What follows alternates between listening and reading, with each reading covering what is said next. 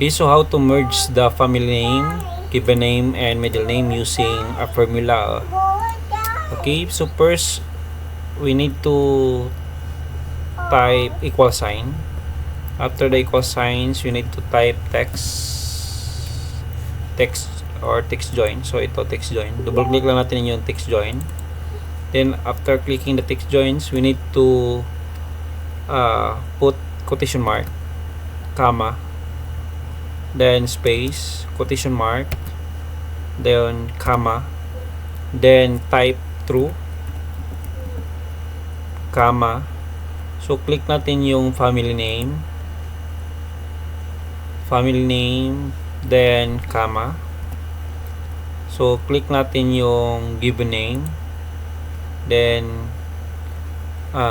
type and, then quotation mark again, space, quotation mark, then type and, then click the middle name,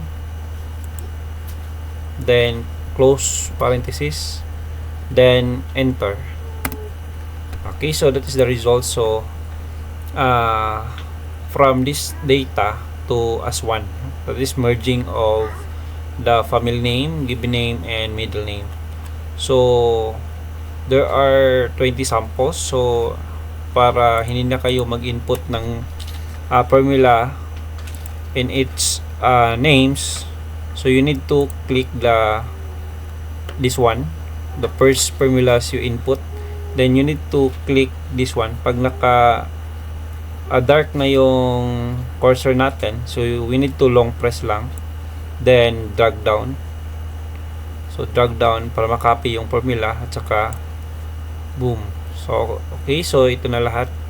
So in one clicking lang, so they are merging the names coming from the different columns.